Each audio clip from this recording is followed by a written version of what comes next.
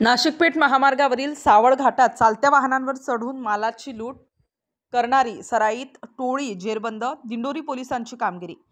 फिर्यादियांची Eicher गाडी क्रमांक MH21BH9922 हिच्यात माल भरून पेठ बाजूकडून नाशिक बाजूकडे जात असताना सावळ घाटात अज्ञात आरोपी यांनी चालत्या गाडीची मागील ताडपत्री कापून गाडीतील मोती साबणाचे 5 बॉक्स फिर्यादीचे संमतीशिवाय लबाडीच्या इराद्याने चोरून नेले म्हणून दिंडोरी पोलीस ठाण्यात गुन्हा दाखल करण्यात आला होता।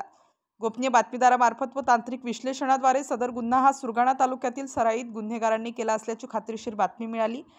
त्यानुसार आरोपींचे शोधकामी दिंडोरी पोलीस ठाणेकडील पथकाने सुरगाणा, निफाड व दिंडोरी तालुक्यातून खालील आरोपी त्यांना ताब्यात घेतले आहे। रवींद्र अंबादास दळवी, माधव चंदन शेखरे, लालू गोरख पवार, गणेश हौसीराम कडाळे, आनंदा भास्कर पवार, दिनेश रामदेव गवारे, चेतन प्रभाकर चारोस्कर, संजय प्रभाकर बेंडकोडी वरील आरोपींना विश्वासात घेऊन त्यांची सखोल चौकशी केली असता त्यांनी गुन्हा केल्याची कबुली दिली।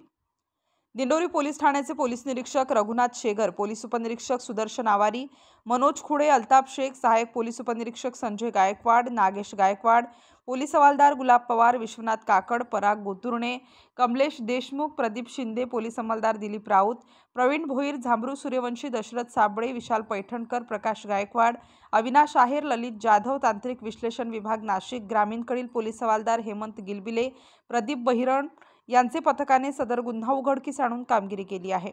स्टार न्यूजसाठी मोहसिन पठाण, नाशिक।